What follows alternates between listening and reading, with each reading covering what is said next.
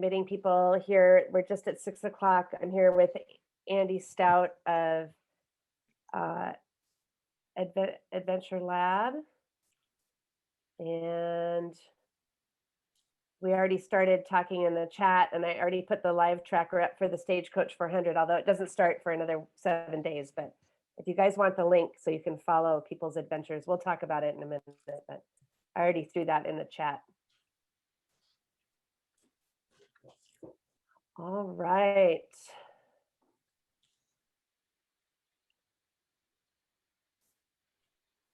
So after our last talk, those that you were on, did everybody go out and start buying gear? Is that what happened? Everybody has a bike packing bike now. We're going to talk about that tonight. We'll talk about bikes and why certain bikes are better and depending on what you're doing. So if you waited to buy your bike till this week, good luck. Okay, we've got about 14 people on altogether. So let's go ahead and start, and I'll just keep an eye on people as they're joining here. So I am Susie Murphy. For those of you that don't know, I am the executive director of the San Diego Mountain Biking Association, and also on the board of the California Mountain Biking Coalition, which is another whole story. And I'm with my new friend, Andy Stout, who we met through a mutual friend, James Mirren, the publisher of MT Beer, which is super fun too. I posted on my Facebook page this morning a Q&A that I did with James for MT Beer, so that was fun. So anyway, we're going to go ahead and get started, and tonight we're going to talk all about gear, where last time we kind of talked about how to prep, how to plan routes, how to think about the weather, and all of that sort of thing. So tonight we're really going to get into gear. So I'm going to let Andy kind of take this away. I'm going to, as he's talking about things, I'm going to try to post links in the chat. If you all have questions about gear or anything bike packing, go ahead and you can type them in the chat, and I'll try to keep track of those. We're going to try to save at least half of our time here for questions. So go ahead and type those, and I can kind of gather them into subject matter as we go. So Andy, I'm going to hand it off to you and let you start talking, and off we go. Hey, okay, so I'm not such a Zoom rookie this time as I was the last time. This is my second time doing a big Zoom call, so I'm learning as we go. I'm learning from a pro here, so she's dialed us in. Just want to say thank you again for tuning in this afternoon, this evening. I know the days are longer, still some sunlight, which is awesome, so more time for riding, which is so cool. And okay, so let me jump into it. Like we said, we're going to try to get to like 6:15, and then I'll stop talking and we can just start going into questions. But the big thing was bike. So I have a GoPro set up here for a wider angle. I was going to try to have it like Wi-Fi and move it to the bike, but I might try to move my bike over here right in front of the camera so you can kind of see what kind of bike it is here. So this is the Surly Surly ECR 29er. So this thing, I did a lot of research. I had a buddy, as I mentioned last week, and I wish I could just take this GoPro and get real into it, but I'm sure all of you guys have seen a fat tire bike before, but it was a size large. It was in green. It was my dream bike. I didn't want to settle for anything less. My buddy convinced me to get a hard frame because the idea with the ride I was doing was if you're out there and something breaks, you could weld it maybe, but if like you have more moving parts, it's not good. So maybe if you're on a weekend trip, it's not so bad, or you have another friend with you, but I was riding by myself. So I was going with like a tank. I wanted something that was just going to survive.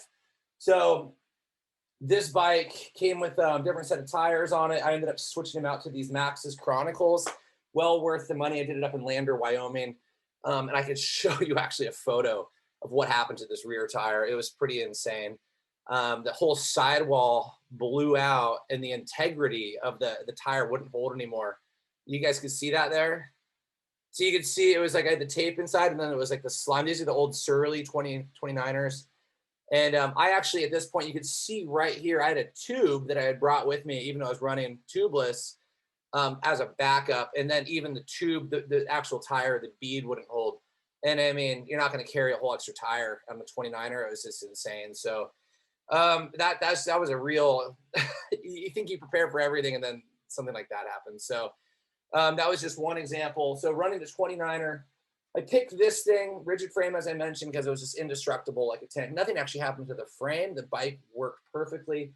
The tire was the one issue. It just has one cog up front. And I think I have to look at the ratio again. But yeah, let me look the ratio up later for you guys. But huge ratio. So you can just climb. I did clipped in pedals. I have a whole bunch of gear I brought with me. These are an old pair of carbon fiber Specialized shoes that were just kind of my favorite shoes. These Recons, they're probably 3 or 4 years old now, a lot of miles on. You could just see that they're just torn up. But I rode with these. I saw people with flats out there. I kind of thought maybe it's a good idea to do flats if I did it again, because there was a lot of times where you had to hike a bike. So this was nice if you're on, you really have some straightaways, maybe you're on some smooth gravel or whatnot. So it's going to pick and choose your battle with a clip in or not, but they are recessed mountain bike shoes.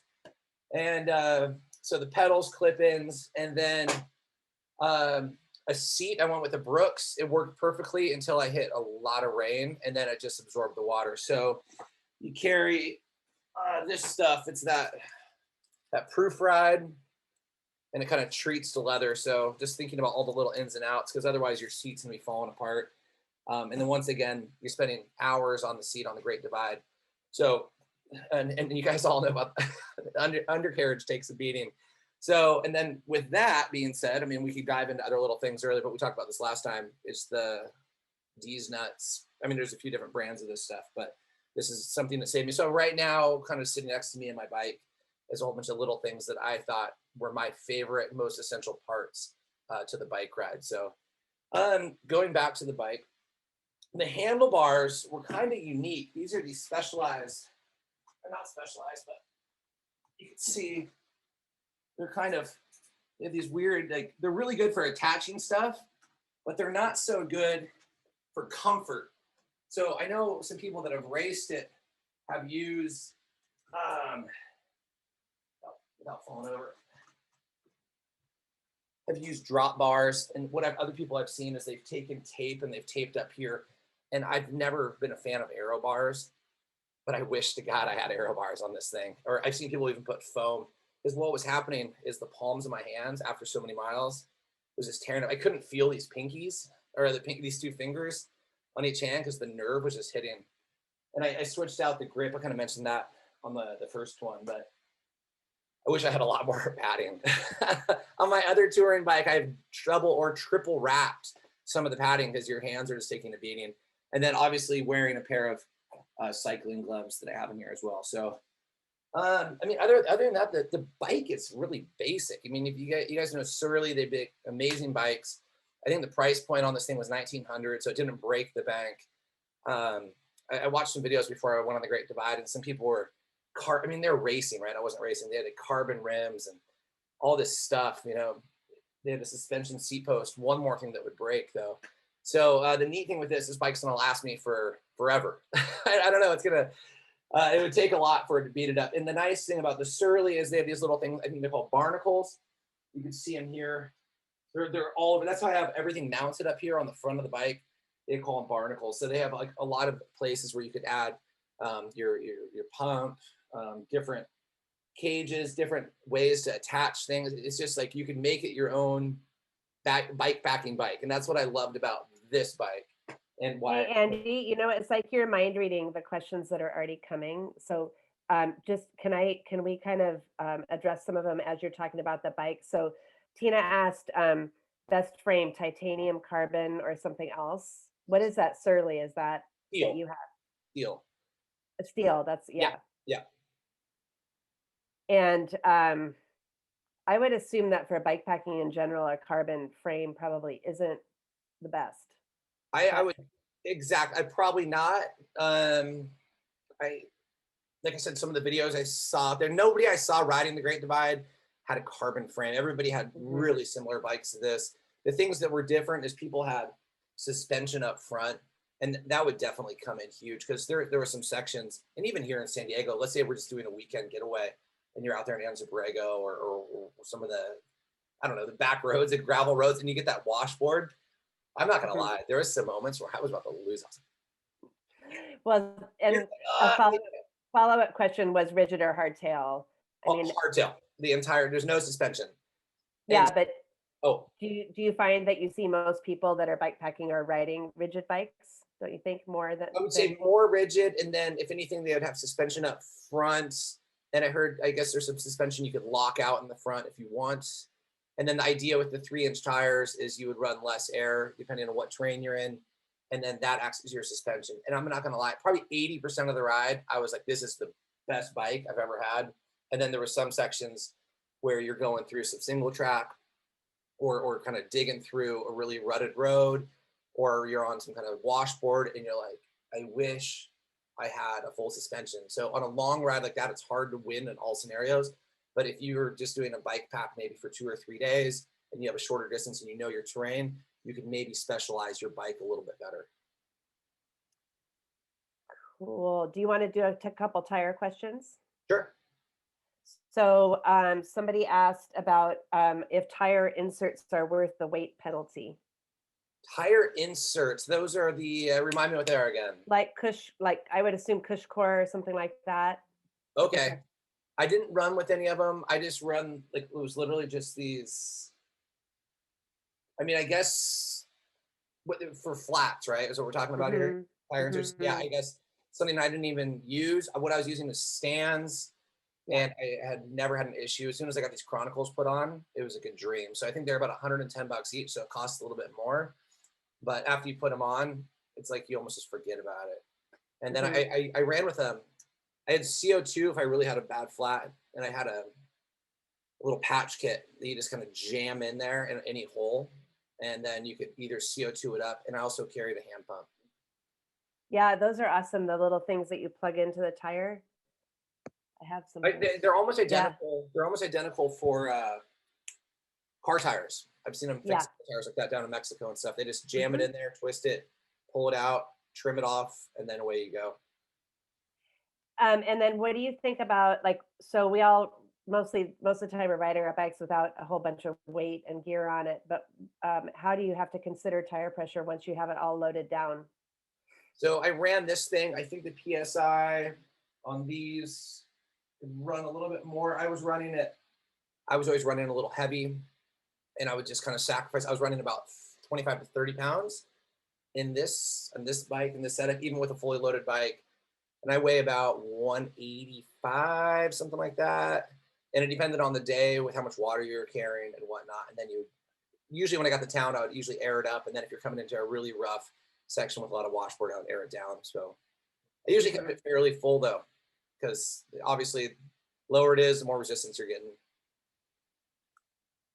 Yeah, for sure. Eric Lewis said tire inserts allow you to run lower pressure and add lateral stability to the tire. I like it, So, Eric. Thank you. I'm learning something yeah, every day. yeah. That's cool. Um, let's see. This is more of a, those are kind of all the bike and tire questions right at the moment. But if you guys have more questions about this stuff as we go in, we can always go back and talk about other things. So keep typing your questions in the chat there. There was a question about Tina said, does your frame have to have the little eyelets for the racks and things, or is there other ways that you can attach the gear bags to your bike? So yeah, this one had the eyelets. I believe there's other apparatuses like the people. I've seen people take, you know, those. I think Revelate makes them. They're kind of like a elastic strap, really strong strap, has a little bit of stretch to it. I've seen people take literally just waterproof bags, put them on the side or like other locations on their bike, and just strap them off. And that's a way to like you can save some money without having to buy the cages for that. And if you get the cages on there, then obviously you could put anything you want. I put water bottles up front in these cages, but you could put waterproof bags, and some people put a number of different things. Mhm. And then somebody asked as a follow-up, how do you, and I think we talked about this a little bit in the first one, but how do you where do you place the heaviest things on your bike, in the front or in the back? So the divvy the weight out, what I found worked really well in the past for other bike packing, or not bike packing, but like bike touring. I always had more weight up front because the majority of your body weight is going to be in the back. So you're trying to balance it out with more weight up front. And it also, as you're going along, keeps things kind of stable, and having that front end heavy just helps with a bit of control. Okay, cool. And then I guess most people, like you're running with a frame bag, Yep. right? A frame bag in the middle, and then a handlebar, at least one handlebar bag of some kind. Yep. Let me pull up a photo Okay, of yeah, that would be great. of the whole setup. Yeah, It's fully loaded, and because right now I have the stuff kind of taken off. Can you guys all see that? yeah. Okay. And So then the seat bag in the back. So yeah, so this yeah. seat bag right here in the back, you could pull this whole thing out. It's a really neat bag. You roll it up in the back, and there's a tiny little air valve right there that allows you the water, the air to come out. And it was nice because I have these little accessories on top where you could. I had a jacket up there that day because in the morning it was cold, and a pair of sandals. It just didn't really fit anywhere else. This frame bag is by Revelate, super sturdy, great little pockets and inserts. So if you guys are probably like me, I kind of nerd out in organizing and knowing where everything is. And it's changing from day to day. You're like, okay, I'm gonna have this food here. I'm gonna have my jacket there. I'm gonna move this or whatnot. Up front, what you're seeing is kind of hidden by my helmet, but you have this big white bag, and that just kind of slipped in the middle there. And that was my whole sleep kit. And that's a really strong waterproof bag that Revelate makes. Back, I think it was the Antelope front handlebar bag. Has a blue cover that kind of wraps up around it, straps onto the front. And then on the front, I had another bag, and I called that my man purse that had all my kind of essential things, maybe electronics, chargers, and then, the maps and stuff that I Cool. was talking about last time. Some of these guys, just easy Cool. access for navigation. Did you have to have a custom frame bag made, the triangle bag, or does Revelate make that for the Surly? Yes, so Rebel, it doesn't make it for the Surly. You just, when I bought the bike, that's when I kind of looked at the measurements, and you hop on Revelate, and they're such a cool company, and they're out of Anchorage, Alaska. I heard nothing but good things, and my friends that had done bike tours before, they're like, Revelate, Revelate, Revelate. They're like, you got to get them. So I just took their words for it. Yeah, I put the link in the chat. They're an Cool. awesome company. Yeah, let me see if there's another photo of the gear here. So here's like an example, like up front of the cockpit, what you're looking at. And so what you're really seeing is in front, I have this. This is the Night Rider. I think it's a San Diego company, isn't it? Night Rider. Yes. Cool. So yeah, I was like my buddy. He was working over at Trek Bikes, and he got me this. And this was a morning. You're gonna have these really early mornings, and it could happen here in San Diego with the heat out in the desert, where you want to get your miles in the morning. You might chill during the middle of the day somewhere, and then ride in the afternoon or evening. So I found the light. I have a couple just of my favorite items I put right here that I brought on the trip. So I would say one of my favorite things was this, and this allowed me to come into places a little later if it's a long day, and or start really early to beat the heat. And then also you can see just tucked in here, the bottom right, that was just little beauty. And this is, so I know a lot of the racers will use Spot, but this is the Garmin's equivalent to it. It's called the InReach Mini. And this was like my peace of mind. So if you're out there and you do fall and hurt yourself and you can crawl back to your bike, you're like, you have this could send a little GPS. Imagine like it's an antenna for your phone. So it just links up with that to the Garmin app. You can even text on your phone, and it gets sent through this, and people can even write back to you. You could send an SOS. You could have a search party sent to you. You could write, rattlesnake bit me. Here's my coordinates. And somebody's in it. I mean, it's as silly as it sounds. I mean, it's like, no, it's not silly at all. No, those are great. But there's different plans you could get with it. And right now I have it downgraded to the cheapest plan because I'm just hiking here in San Diego. I know the area pretty well. We have pretty good cell phone reception. You go out to Anzabrego and stuff, and there's no reception. And so Exactly. even if you're doing local stuff, I would it's like, I think it was $300 or $350. I mean, it's a chunk of change, but as soon as you buy it, you're going to have it forever. And the interface is so nice with the smartphone. And it's fun too, because you can look back at your pin drops, see where you were. You could even recreate GPX files. If you're a gear nerd like I am, I mean, and then you could also even send your loved ones like, I mean, I would always send at the end of the day, have a burrito and a beer for me. My brother would joke. He's like, I don't drink. And I'm like, well, have a burrito, Can like, you um, and can you say what the exact what that Garmin what that is it's exactly? called the InReach Mini. We can maybe send a link there. Garmin Yeah, In, I'm typing the name in now because Tina asked InReach as, Mini. I'll see if I can. as I think we're almost all San Diegans, we got REI over on Copley. I've been going there since I was a little kid. My dad started taking me there. Yep. And what I love about REI is you get the dividend back, right? It was just dividend season. I mean, I just got my dividend. I bought this at REI. I bought everything for this trip. All those Revelate bags, REI. So I got all my money Yep. back. And now I was just there to I was just there today. They're a great sponsor of SDMBA anyway, so yay.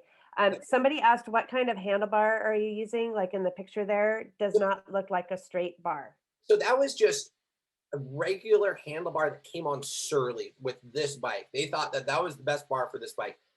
Look, I loved and hate this bar. So up here, you can see those straps. I was talking about those Revelate straps. So what I love about these straps is you could use them to attach anything anywhere on your bike. Something breaks, you could strap it together. You could do it. I mean, right here, I'm using it to carry extra water through the Great Basin.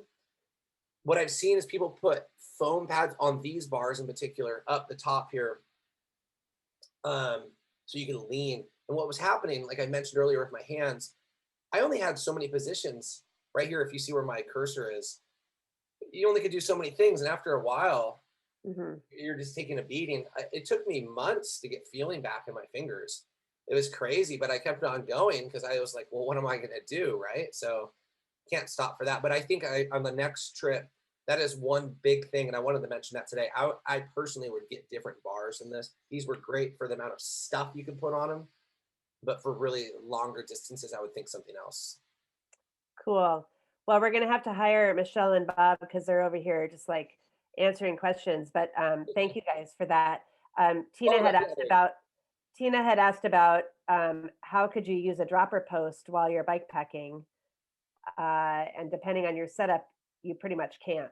But I did notice, and I'm sorry, I'd have to look up his name, but the guy just finished the AZT trail, I think yesterday, and was record 39 hours or Wow. something. Wow. And I think he had a dropper post. Oh, okay. So I haven't had time to really go and look at what his setup was, but anyway, I saw that this morning on Facebook. Yeah, So I'd love to see that because, like, what I understood, at least for the Great Divide, is the amount of time you're actually using the dropper post is very little, yeah, and so it wasn't worth it. And just a few people had dropper post break on them out there after a long enough time. So, right. And then back to the Garmin, can you explain the difference in that device that you held up versus just a Garmin watch? okay. So this thing acts as it says right here on the top, Iridium network. And Hmm. so it's linking up with the satellites. The Garmin watch, I don't think has the ability unless there's some awesome, the Phoenix 6X or something. I don't think I could do it. So what this is doing is acting like an antenna, triangulating off different satellites and sending the message, whatever you're sending through this from your phone. So you could turn this on and you could scroll through on this tiny little screen and you could write messages, but it takes forever. So you could even do it on your phone, when your phone's on airplane mode. And this just allows you to be in reach. I mean, it's like the name says, in reach when you're in the middle of nowhere. Um, Right.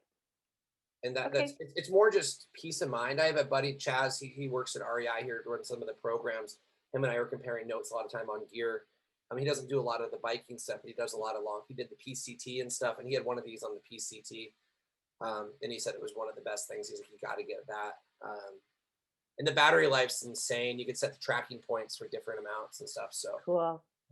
it's really So we have more experts. Hi, Stephanie. Thank you so much. She says the Garmin InReach works through satellite to send messages. So that's the big difference in the watch. And Cameron says that it's a satellite communicator as well as GPS. So it does more than just the watch does.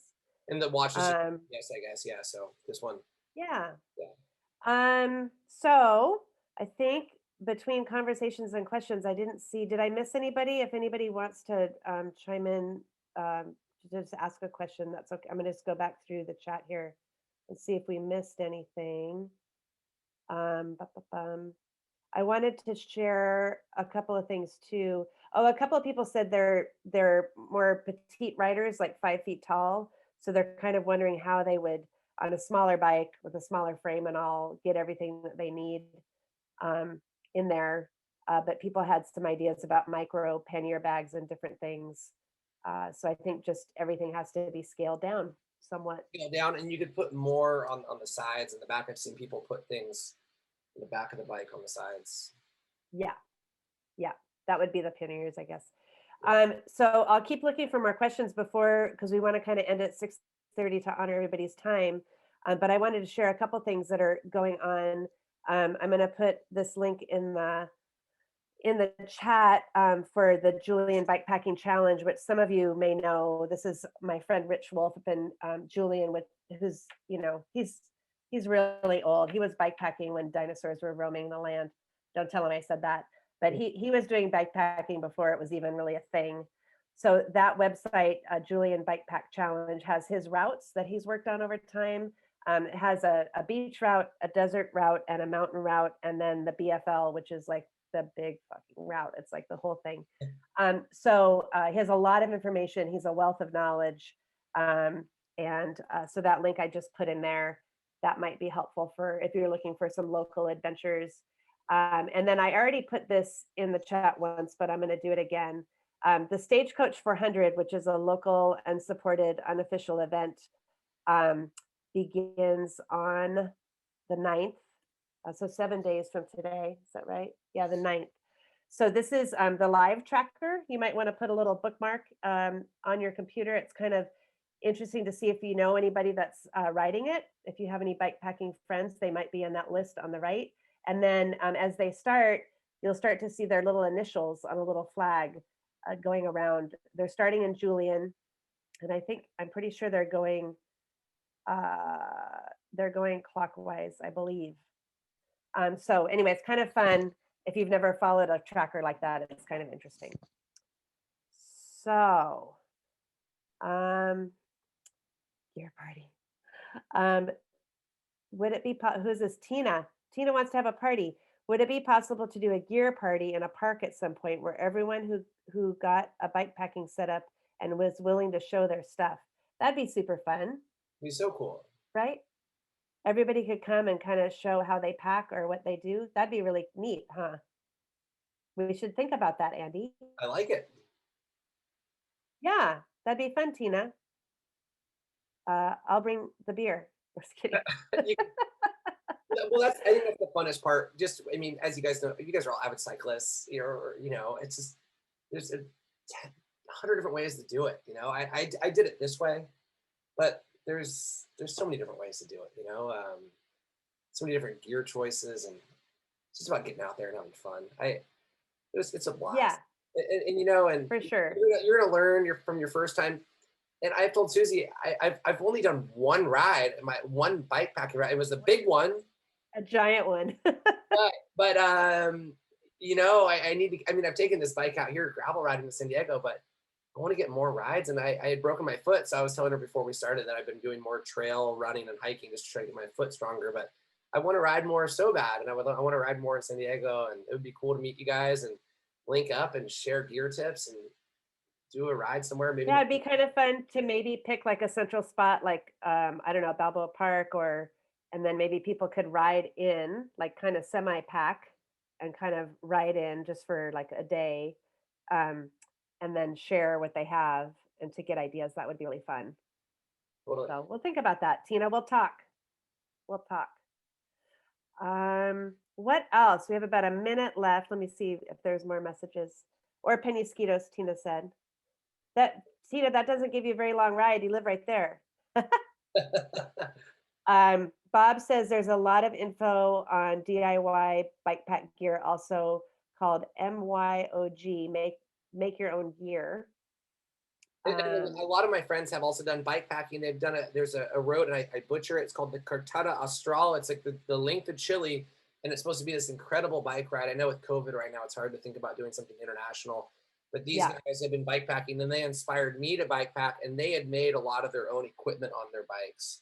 and it was so cool to see the stuff they were making, and then I just wasn't as handy. I was like, oh, I'm gonna butcher this, so I ended up using Revelate. But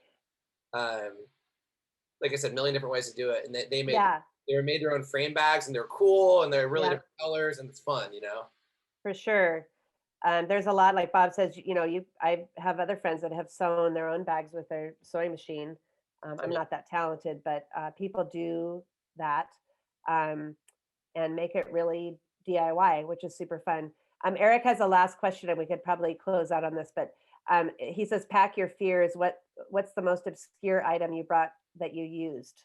Oh Andy. man, that's a great. Well, it was probably just off the top of my head. I got all my gear stuff. It was probably a tube. I was going tubeless. I'm like, I'm never gonna need this. I brought two of them, and I ended up using one outside of Rollins. I showed you guys that photo where it was blown out, and it didn't even help. So even as much Yeah. fear as I had to get in a flat, I plugged it, I filled it back in, I put this thing in there, and I still had to hike 7 miles back into town, and then rent a U-Haul and drive 3 hours to a bike shop. Oh So, goodness. yeah, that was a Well, great. I think carrying tubes is a good idea. When I was talking with the folks that do the Baja Divide, they say even if they're running tubeless, always bring at least one tube, probably two or three would be better, even though they're kind of bulky, but could Yeah. save you a lot of pain. So yeah, so we're at 6:31. So I think we're done. Oh, tent stake Cameron says a tent stake hammer. Ooh. Interesting. Yeah. So you guys, I put the link to Andy's website. Do you want to say the website real quick, Andy, Oh for yeah, it's right everybody? here, guys. It's just called exploreadventurelab.com. It's more about just trying to get people where they want to go for less. If you're trying to plan a big trip overseas, I've traveled to 65 countries. I've done this bike packing adventure. I've hiked the John Muir Trail and done a number of different adventures, and they're logistically heavy. And I found myself, and I love helping people. And after a while, I was like, oh my God, I was like spending hours. So I started this. This is my COVID baby. Some people had babies. I started this. It's just getting off the ground. It's just about having fun, getting outside, sharing your experiences. Cool. Anyways, So there's a lot of photos on there and stuff. So yeah, so take a look at that, and if you need Andy's help, you can see kind of what he offers, or he'll be happy to answer questions and follow him and SDMBA. Most of you do, I'm sure, on social media already. But I think that's it for tonight. So Andy, thank you so much. Let's talk to Tina about doing some kind of bike packing gear picnic. That'd be really fun as we slowly work our way into in-person events. I think that's a perfect way to do it. So thanks everybody so much. So thank great you to guys. see you. And yeah, plan those adventures. Thanks so much. Bye bye. All right, have a good night.